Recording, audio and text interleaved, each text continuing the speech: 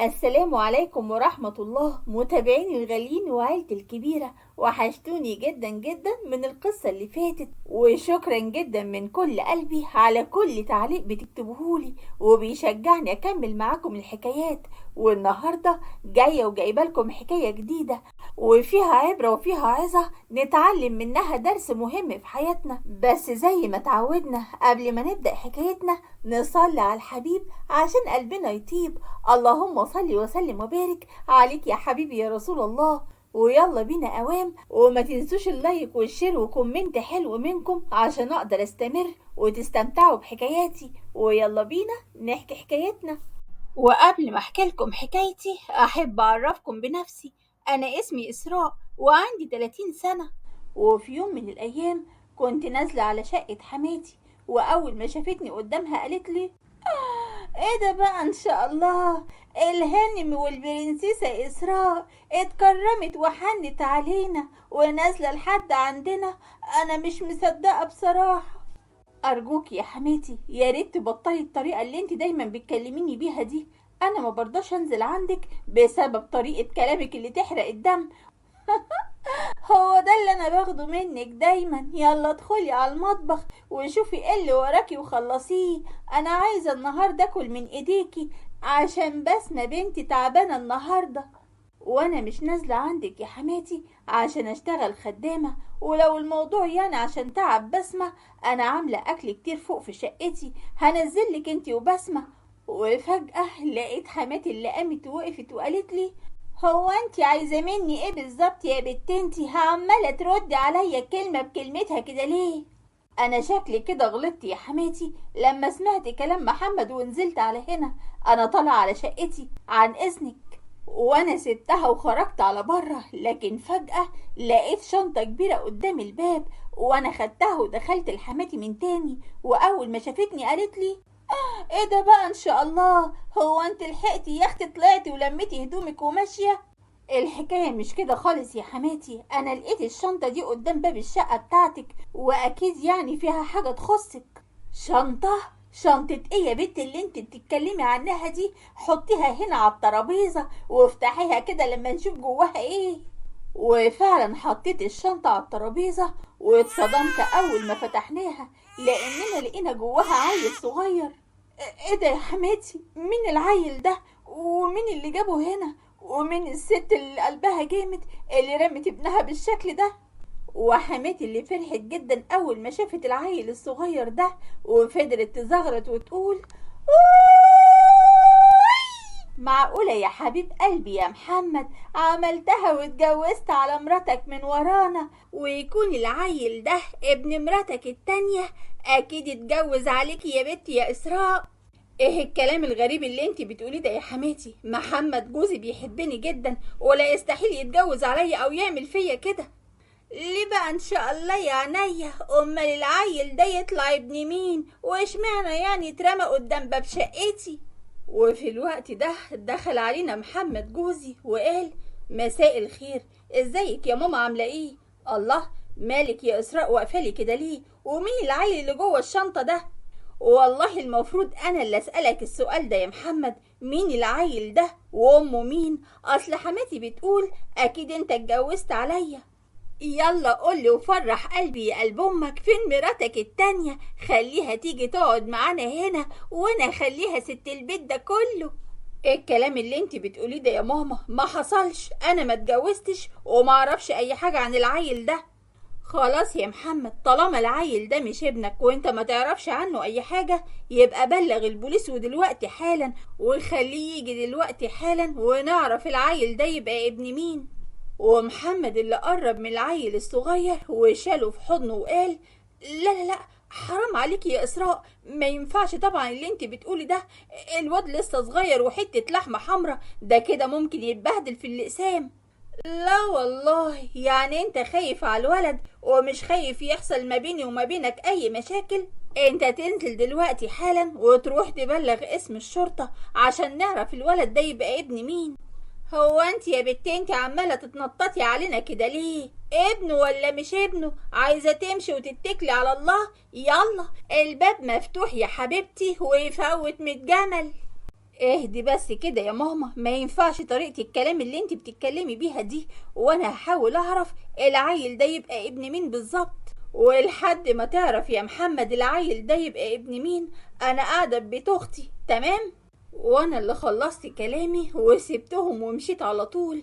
وحماتي اللي قعدت جنب محمد وقالت له: فرح قلبي يا قلب امك وقولي العيل ده يبقى ابنك ولا لا.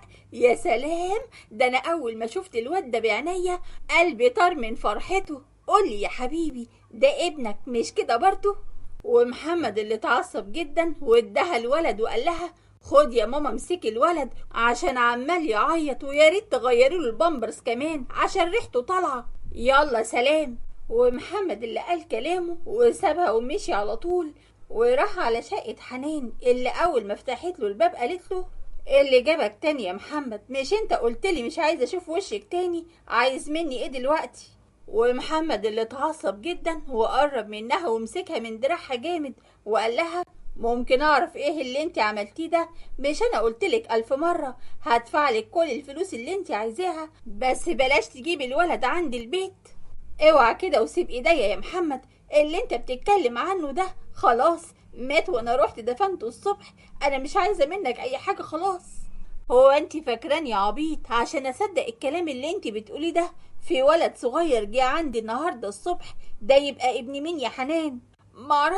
معرفش اي حاجه. روح شوف نفسك يا استاذ، ضحكت على مين وبقت حامل منك وجابت لك الواد لحد عندك عشان تلبسك مصيبه؟ ما هي الدنيا كده، كما تدين تدان. وماله يا حنان، لو طلعتي بقى انت اللي عملتي كده عشان تخليني اطلق مراتي، يبقى ما تعرفيش انا هعمل فيكي ايه، هدفنك حية. انت سامعة ولا لا؟ ومحمد اللي سابها ومشي، وحنان اللي دخلت جوه وقفلت الباب وفضلت تعيط وبدأت تفتكر كل اللي حصل زمان. في يوم من الأيام حنان كانت قاعدة في شقتها ولقت تليفونها بيرن وقالت: ألو، مين معايا؟ ايه ده رنا؟ انت فين يا بنتي وبتتصلي منين؟ حرام عليكي يا رنا على اللي انت عملتيه فينا يا بنتي. أرجوكي يا حنان مفيش وقت خالص للكلام اللي انت بتقوليه ده، تعالي لي بسرعة على المستشفى، أنا هقولك على عنوان وتجيلي بسرعة بالله عليكي. بس يا ريت يا حنان تجيلي لوحدك وما تجيبيش معاكي أي حد. حاضر يا حبيبتي، ابعتيلي العنوان على طول وانا مسافة الطريق وهكون عندك. وحنان اللي قفلت التليفون مع اختها وراحت لها على المستشفى اللي بعتت لها العنوان على الواتساب وقالت لها: انت كنت فين يا رنا طول الفترة اللي فاتت دي؟ وايه اللي حصل لك بالظبط؟ انا عايزاكي تسمعيني الاول يا حنان، لاني خلاص مفيش وقت. انا ولدت ولد وابني جوه في الحضانة، عايزاكي تاخدي بالك منه. الله يخليكي. بتقولي ايه؟ ولدتي؟ طيب ازاي ده حصل؟ وانت اتجوزتي امتى يا رنا؟ انا مش فاهمه منك اي حاجه. خلاص يا حنان، ما بقاش في وقت.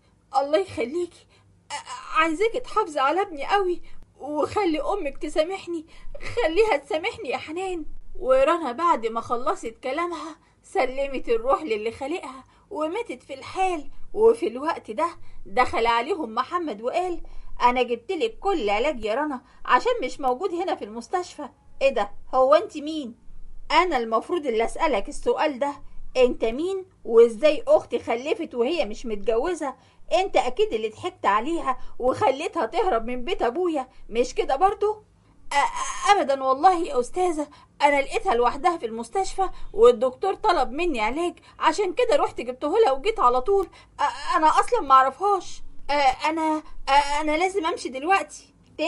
تمشي تروح فين؟ انا مش هسيبك تمشي من هنا ابدا غير لما تقولي الاول انت مين وتعرف اختي منين. لو سمحت يا استاذة، انا مش عايز اي مشاكل، انا لازم امشي دلوقتي.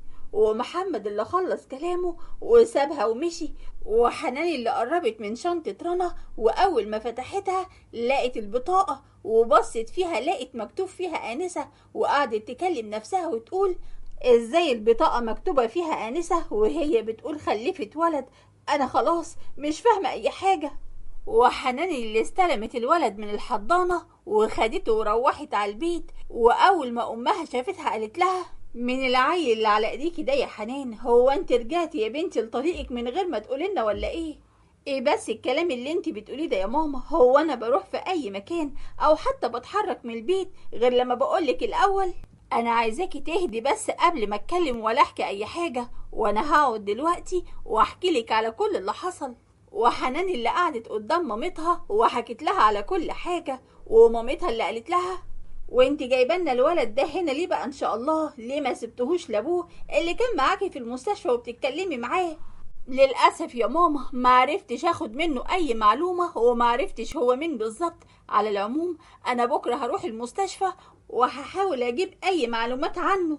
وانت جايبالي الولد ده اعمل بيه إيه ان شاء الله يا حنان؟ هو انت فاكراني ان انا هقول ان ده ابن بنتي وانا اللي هربيه؟ والكلام الفاضي ده لا يمكن يحصل ابدا.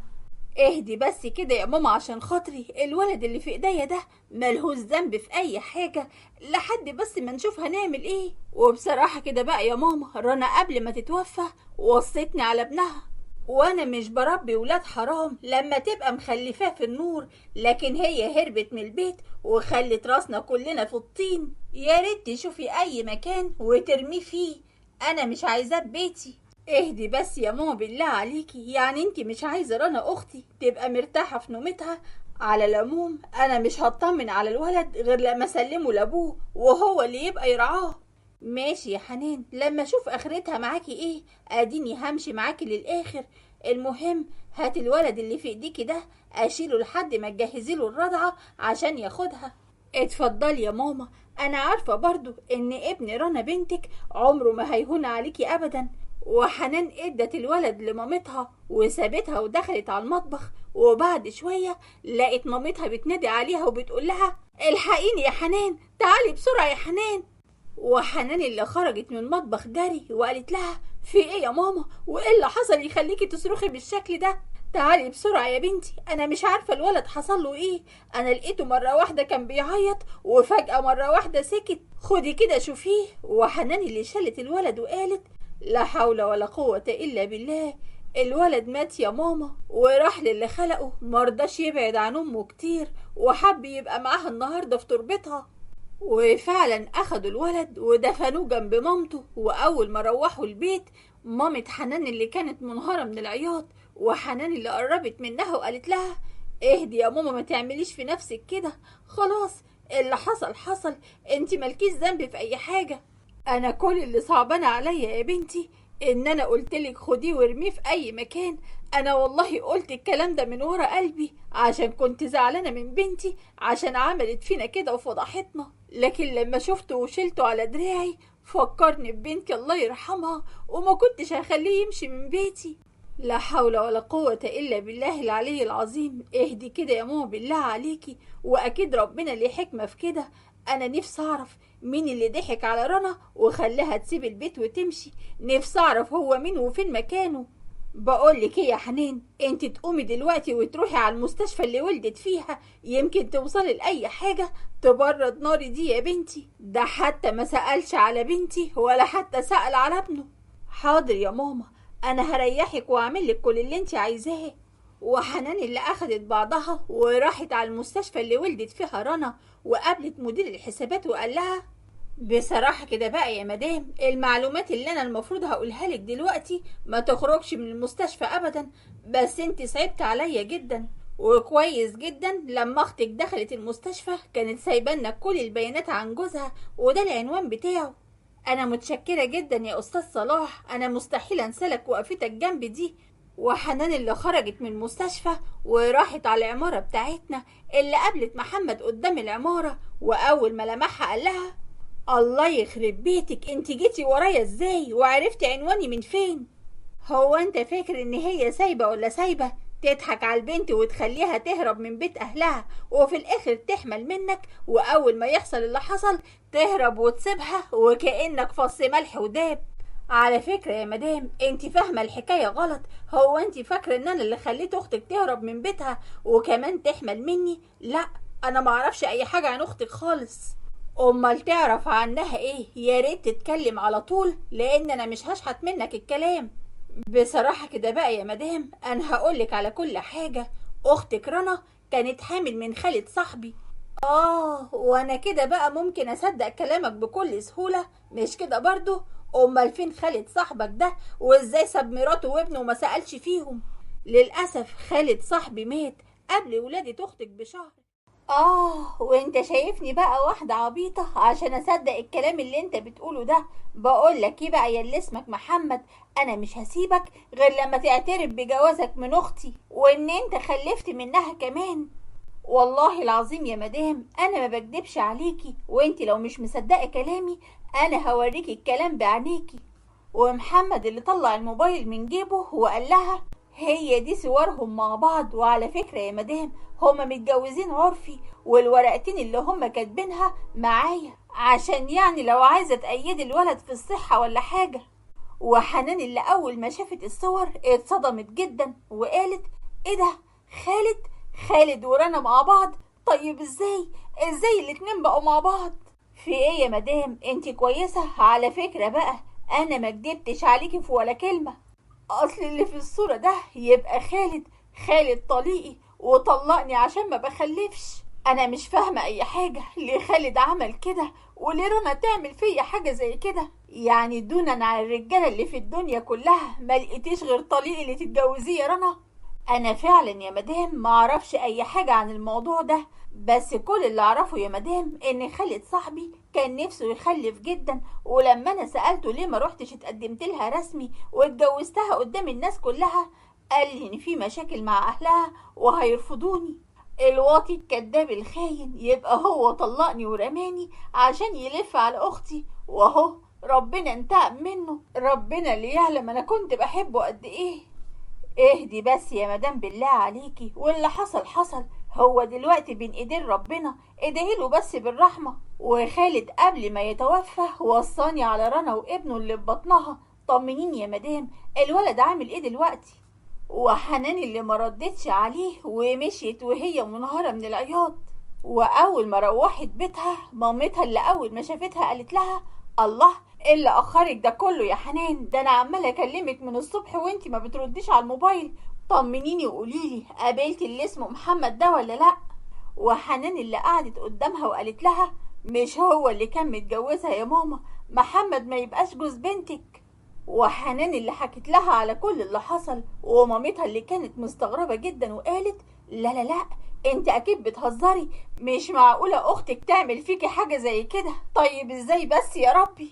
مش عارفة يا ماما مش عارفة، بس كل اللي انا عايزاه ان انت ما تجيبيش سيرتها في البيت ده هنا خالص، واحسن حاجة انها ماتت هي وابنها، عشان كل ما كنت هشوف ابنها افتكر باللي امه عملته فيا.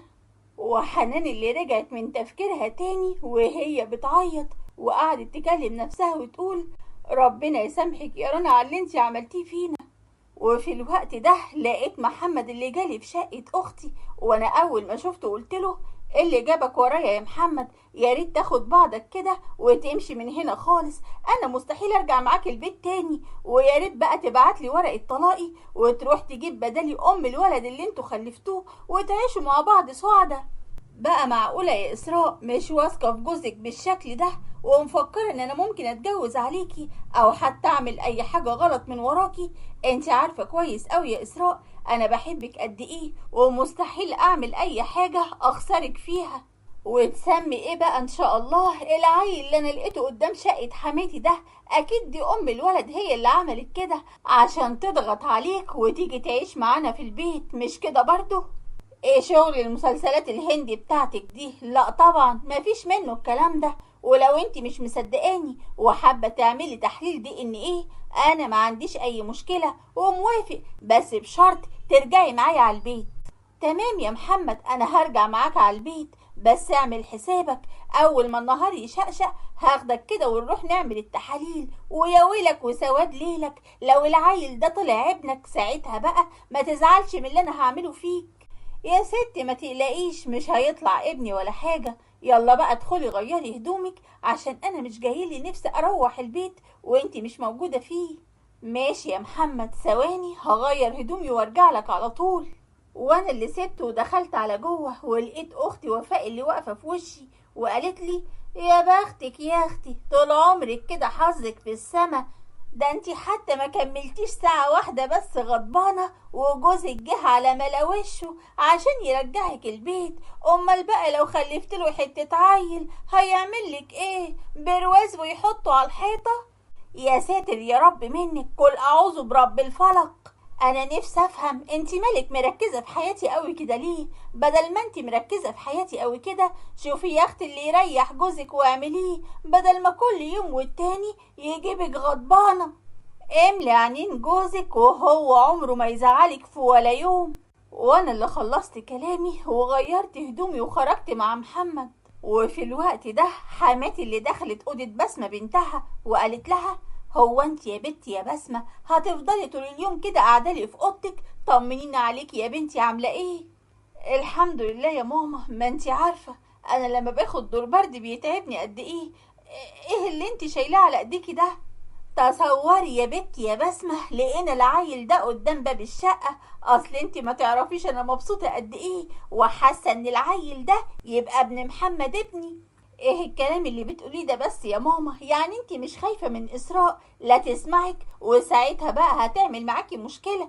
ما تقلقيش قوي كده يا بسمة، هي اول ما شافت الواد ده شاكة ان اخوك يكون متجوز عليها وخلف كمان، عشان كده سابت له البيت ومشيت. يا سلام، ده انا فرحانة قوي ان هي غارت.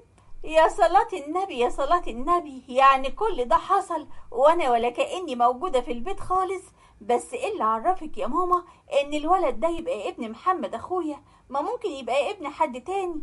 اعقليها كده يا بنتي يا بسمة، معقولة حد يجي ويسيب كل البيوت والشقق اللي في العمارة ويجي يحط العيل ده قدام شقتي؟ يعني اللي بيتكلم مجنون واللي بيستمع عاقل. والواد ده 1,000,000% يبقى ابن محمد ابني. يلا يلا بس يا بنتي قومي من قعدتك دي واغسلي وشك كده وتعالي اقعدي معانا بره. وحماتي اللي اول ما دخلت الصالة لقيتني داخلة الشقة انا ومحمد وقالت: ايه ده بقى ان شاء الله؟ هو انت شرفتي تاني يا اختي؟ مش انت خدتي بعضك وغرتي من البيت؟ ده انا حتى كنت هفرق عيش ولحمة على الغلابة، بس اهو طبيتي على انفاسي تاني. ايه الكلام اللي انت بتقوليه ده بس يا ماما؟ ما انت عارفة كويس قوي ان انا ما اقدرش استغنى عن اسراء مراتي. ماشي يا جوزها، انا بجد مش فاهمة هي عاملة لك العمل وحطاهولك فين؟ مخليك كده مربوط في ديلها ليل ونهار ولا كأنك ابنها الصغير. خد يا قلب امك شيل ابنك وافرح بيه، اصل انت ما تعرفش الفرحة اللي هتبقى في البيت ده كله بسببه. ايه الكلام اللي انت بتقوليه ده بس يا ماما؟ بقى معقولة انت مصدقة ان انا ممكن ابص لاي واحدة غير اسراء مراتي؟ لا طبعا، والعيل ده مش ابني على فكرة. اخصى عليك يا محمد، ازاي هان عليك يا ابني تقول على ابنك كده؟ بقى انت بتتبرى من ضناك عشان خاطر الحلوة اللي واقفة جنبك دي؟ لو سمحتي يا حماتي لحد كده وكفاية، وانا مش هسمح لك تقولي اي كلمة تانية، وابنك مش صغير عشان يخاف مني. ولو العسل اللي في ايديكي ده يبقى ابن جوزي محمد هيقول ومش هيخاف، وبالذات يعني مفيش ام في الدنيا تقدر تستغنى عن ابنها عشان مراته، ولا ايه يا محمد؟ ايوه طبعا يا اسراء، وانت يا ماما اعملي حسابك انا بكره هاخد الولد اللي في ايديكي ده وهعمله تحليل DNA عشان تصدقوا ان هو مش ابني. يلا يا اسراء خلينا نطلع يا حبيبتي على شقتنا عشان انا تعبان قوي عايزه ارتاح. استنى يا واد، انت رايح فين؟ انت مش هتمشي من هنا ولا هتتعتع لاي مكان غير لما تنزل الصيدليه الاول وتشتري لي شويه حاجات للواد ده، اصله جعان قوي وعايز يغير.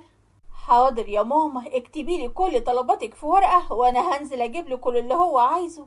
ومحمد اللي اخد بعضه ونزل على الصيدلية على طول، وحماتي اللي قربت مني وقالت لي: ولا تقلقي يا حبيبتي، كلها كام يوم والتحاليل هتطلع وتبان تبين ان الواد ده يبقى ابن محمد ابني، وساعتها بقى امه تشرف وتنور البيت ده كله وانتي تغوري في 60 داهية. ولحد ده ما يحصل يا حماتي هفضل قاعدة في بيتي وقاعدة على قلبك. على العموم انا هدخل اقعد مع بسمة شوية، اصل انا مش عارفة ايه اللي بيحصل، الشقة بقت تخنق قوي. وانا اللي سبتها ودخلت على اوضة بسمة اللي سمعتها في التليفون وهي بتقول: ايه اللي انت هببتي ده يا اسراء؟ لما يعرفوا دلوقتي ان العيل اللي كان قدام باب الشقة يبقى ابني انا، ممكن محمد اخويا يروح فيها. وانا اول ما سمعت الكلام ده دخلت عليها الأوضة وقفلت الباب بالمفتاح وقلت لها: ايه اللي انا سمعته ده بقى؟ ان شاء الله الولد ده يبقى ابني مين يا بسمة اللي انت بتتكلمي عنه؟ وبسمة اللي انهارت من العياط وقالت لي: اسراء، انت ايه اللي سمعتيه بالظبط؟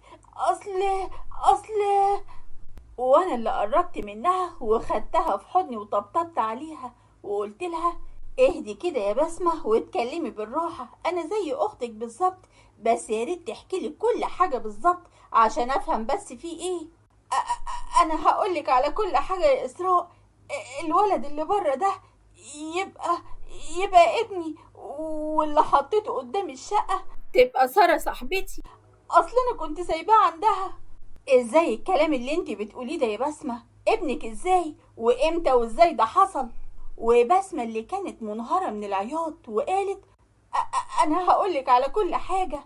وبسمة اللي بدأت تفتكر كل اللي حصل معاها لما كانت قاعدة عند خالتها ولقت احمد ابنها بيقرب منها وبيقول: انت عارفة يا بسمة، انا مبسوط قوي ان انت سمعتي كلامي واقنعتي خالتي ان انت تيجي تقعدي عندنا في البيت. انت ما تعرفش يا احمد انا عملت ايه عشان اقدر اجي هنا، وبالذات محمد اخويا كان رافض عشان انت قاعد يعني مع خالتي، وما يصحش ان انا بات عندها وانت موجود. انا بجد مش فاهم دماغ اخوكي دي فيها ايه بالظبط. على العموم انا مش عايزك تزعلي، وكلها سنة ولا 2 واجي اتقدملك على طول، وساعتها بقى هتفضلي جنبي العمر كله. وبسمة اللي فرحت جدا وقالت له: انت بتتكلم بجد يا احمد؟ ياه، اصل انت ما تعرفش انا بحبك قد ايه، ده انا بحلم باليوم اللي احنا نبقى مع بعض فيه في بيت واحد. ما تقلقيش يا بسومتي يا حبيبتي، هيبقى قريب قوي. واحمد اللي قرب منها جامد وقال لها: بس كل اللي عايزه منك ان انت تسمعي كلامي في كل حاجة، واوعي تقوليلي على اي حاجة اطلبها منك، لا، عشان ابقى متأكد ان انت بتحبيني 100%. ها، قلت ايه؟ حاضر يا احمد، انا من ايدك دي لايدك دي. واحمد اللي شالها ودخل بيها على اوضه النوم، وبعد ساعه قام من جنبها وقال لها: ما خلاص بقى يا بسمة، هو انت هتقلبيها لي مناحة ولا ايه؟ ما انا قلتلك هتجوزك وهروح اتقدم لاخوكي، ولا هو فيلم يعني؟ بالله عليك يا احمد اوعى تسيبني ولا تتخلى عني، انا عملت كل ده عشان بحبك وربنا شاهد على كلامي، ولو انت بتحبني بجد تعالى وتقدم لمحمد اخويا، حتى على الاقل يبقى في حاجة ما بيننا رسمي. طيب اهدي بس كده يا بسمة، هو انت بتقولي اي كلام كده وخلاص؟ انت ناسية ان انت لسه بتكملي تعليمك، وان انا برضو لسه ما خلصتش شقتي؟ قوليلي بقى هاجي اتقدم لك ازاي بقى ان شاء الله؟ خلاص يا احمد انا هستناك لحد ما تخلص شقتك. وبسمة اللي فضلت قاعدة عند خالتها لمدة 2 وفي يوم دخلت على اوضة احمد وقال لها: ايه اللي دخلك اوضتي بالطريقة دي؟ مش امي برضو منعاكي تدخلي على اوضتي؟ وانا قلتلك 1000 مرة اوعي تدخلي اوضتي وامي مش موجودة. الحقني يا احمد، انا في مصيبة ومش عارفة اعمل ايه، انا لسه راجعة من عند الدكتور دلوقتي وقال لي ان انا حامل.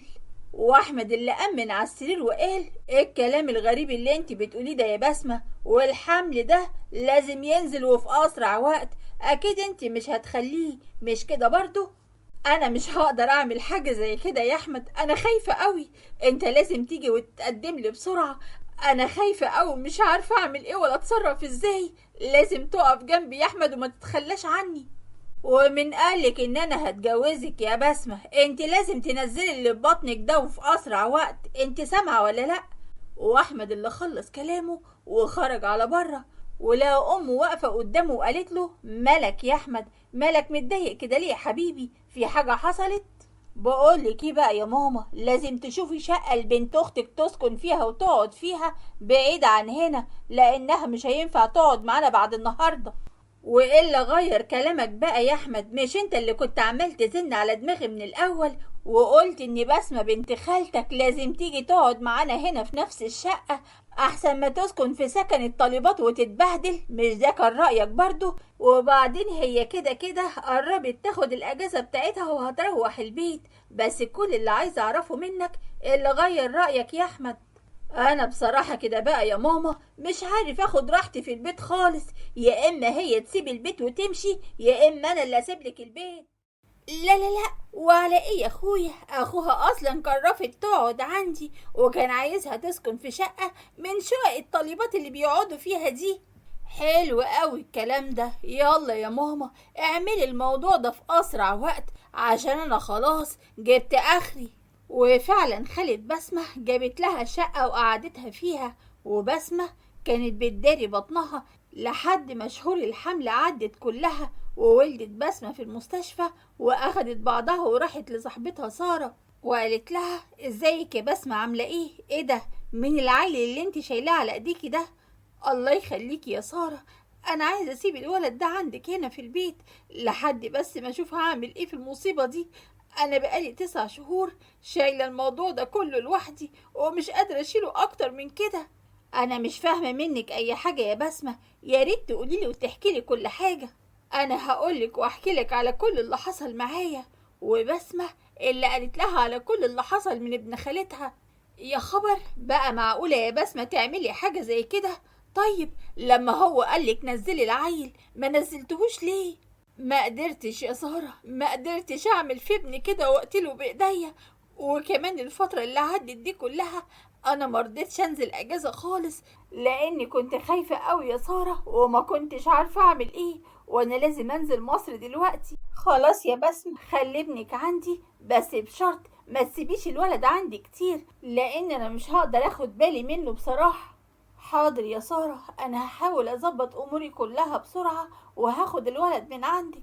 وبعدها بسمة اللي نزلت على مصر، ومن وقتها سارة صاحبتها كانت بتتصل بيها عشان تبعت لها ابنها، لكن بسمة ما كانتش بترد عليها ابدا. وسارة اللي حطت الولد في الشنطة وحطته قدام باب شقة حماتي. وبسمة اللي رجعت من تفكيرها تاني وهي منهارة من العياط وقالت لي ارجوك يا اسراء اوعي تقولي اي حاجة لماما او حتى لاخويا محمد، اصل انت ما تعرفيش ممكن يعملوا فيا ايه. طيب اهدي يا بسمة عشان خاطري وسيبيني بس احاول اتكلم مع احمد.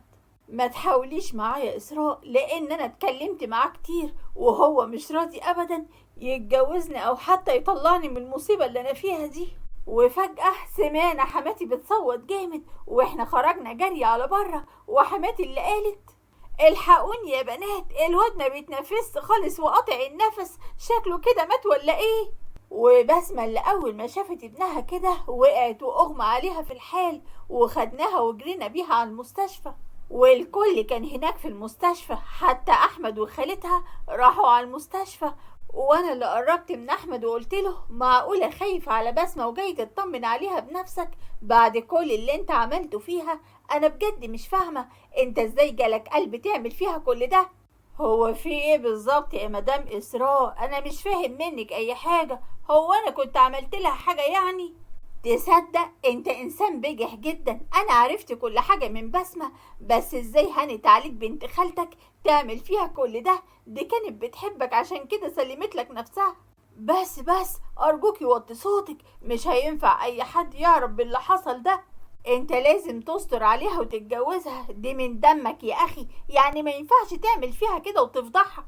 اطمن عليها الاول يا مدام اسراء وان شاء الله الجواز هيتم في اسرع وقت. واحمد اللي سابني ودخل على اوضه بسمه وفضل ماسك ايديها وهو بيعيط، ومحمد اللي دخل عليهم وقال هو ايه اللي بيحصل هنا بالظبط؟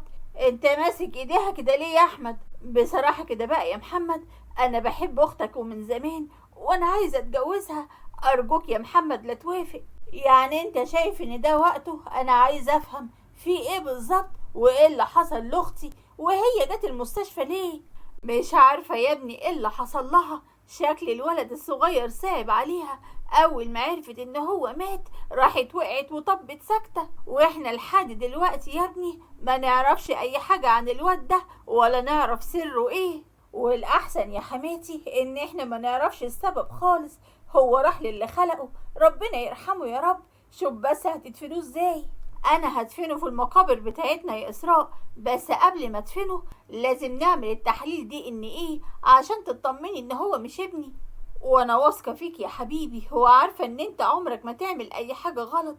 ربنا يخلينا لبعض يا رب. وعدى يومين على كل اللي حصل ده، وبسمة خرجت من المستشفى وبقت كويسة جدا، وكتبنا كتابها على أحمد. وأنا رجعت بيتي، ومن يومها حماتي ما بقتش تتكلم معايا في أي حاجة خالص. أما بقى حنان نسيت طليقها، بس ما كانتش مسامحاه ولا حتى مسامحة أختها. وأنا عشت أسعد أيام حياتي مع جوزي ومع حماتي. وفي نهاية حكايتنا حابة أقول كلمة لكل بنت: اوعي تصدقي الكلام، بصي بس للأفعال. اللي بيحبك هو اللي هيصونك ويحافظ عليكي ويخاف عليكي من نفسك. واوعي تفرطي في نفسك لأي شيطان يتكلم معاكي باسم الحب. الحب مش كلمة، الحب رجولة ومسؤولية وستر. اللهم استر بناتنا واحفظهم من كل شر، ومن كل عين بتطمع فيهم، ومن كل لسان بيقول لها بحبك وهو من جواه شيطان عايز يهد حياتها ويخربها. واوعى يا ابن الناس تظلم اي بنت باسم الحب، لان الزمن دوار والدنيا دي ما بترحمش حد. وكما تدين تدان، يعني اللي انت هتعمله ببنات الناس هيتردلك في اعز ما عندك. وكده حكايتنا انتهت. يا رب تكون عجبتكم ونالت رضاكم واستفدتوا منها زي ما متعودين من حكاياتنا، واشوفكم في حكاية جديدة.